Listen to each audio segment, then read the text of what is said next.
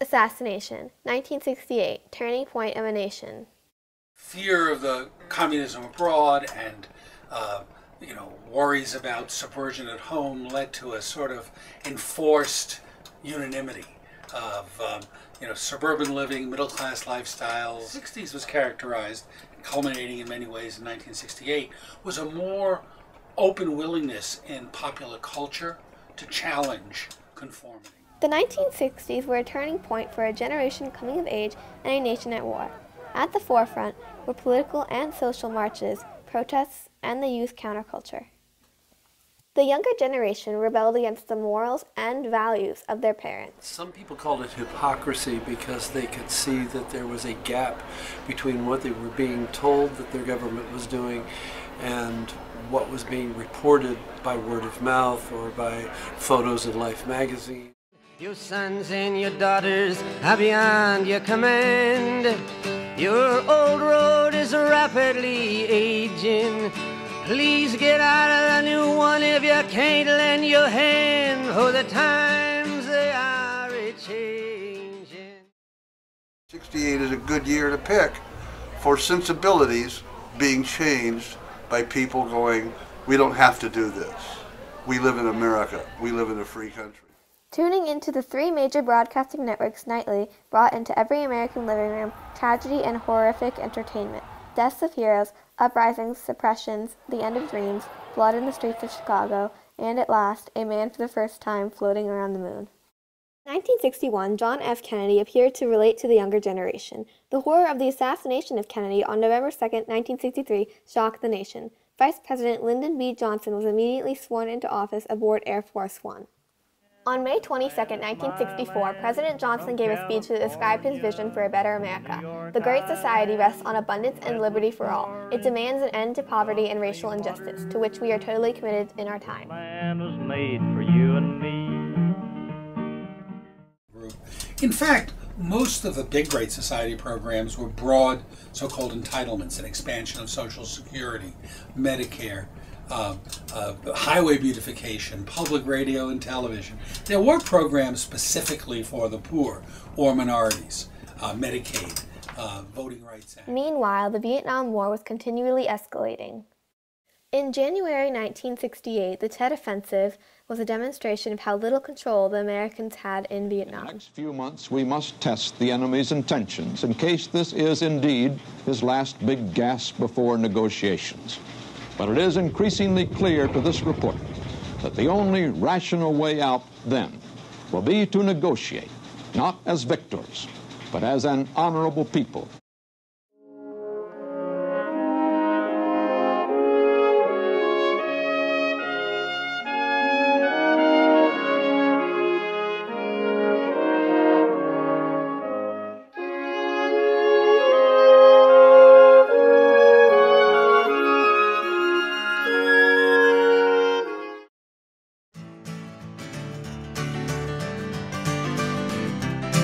Well, come on, all of you big, strong men.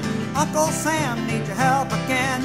Got himself in a terrible jam way down yonder in Vietnam. Put down your books, pick up a gun. We're gonna have a whole lot of fun. And the New Left was really a sort of a grassroots, often disorganized series of organizations, largely centered on college campuses. Meanwhile, the civil rights protests continued. Years we struggled to end legal segregation and all of the humiliation surrounding legal segregation. So it was a struggle for decency. It was a struggle to get rid of extremist behavior toward Negroes. It's been a long time coming, but I know a change gonna come.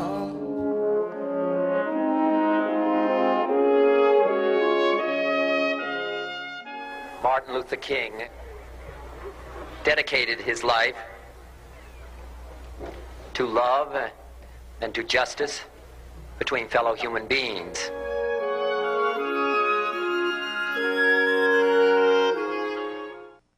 The 1968 presidential election was a heart-wrenching struggle for the nation. Robert Kennedy's campaign was based on peace and social justice. Feel any differently after seeing him? I feel a little prouder of being an American. Did you get to see the senator? Yes, sir, I did. How did you feel about it? I was very pleased. I just got to lay my hand on him.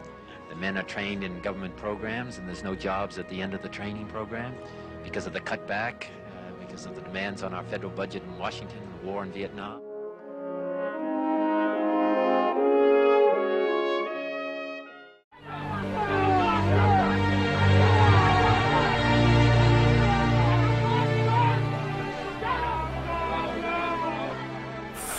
Following the deaths of both Kennedys and King, it seemed as though the prevailing thought was, why bother? After Kennedy's death, Hubert Humphrey took the role as the Democratic nominee in the election. Delegates to the Democratic National Convention in Chicago, already deeply disturbed about the horrific national disunity, watched helplessly as chaos broke out in and outside of the convention. Those yippies that march on the amphitheater or go downtown or sit in restaurants or demand their rights, they'll be risking their lives.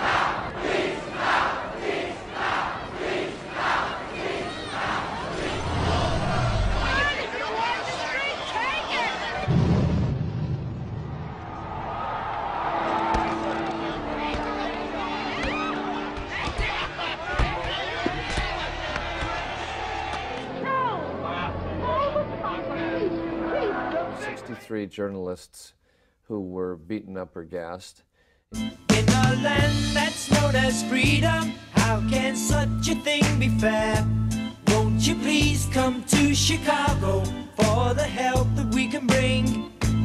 We can change the world. The shock of losing 3 national heroes and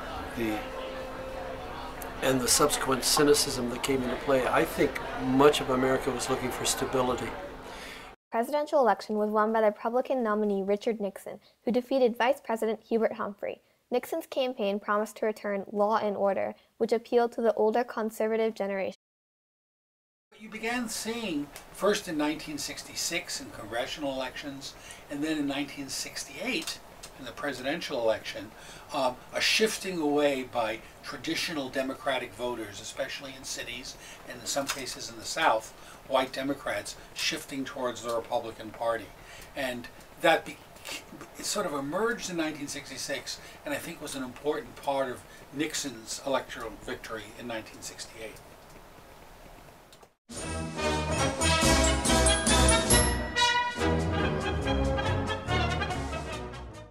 When I've got something to say, sir, I'm gonna say it now.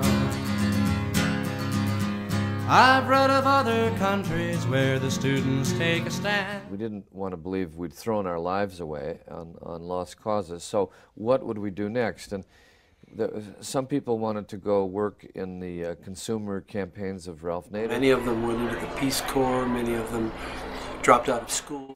Protest movements started to change public opinion. We elected Nixon. A lot of people hated Nixon, but he did stop the Vietnam War. He ended it, and he knew politics, and he won the vote. People voted more for him, and the people that didn't like him didn't stand up and vote.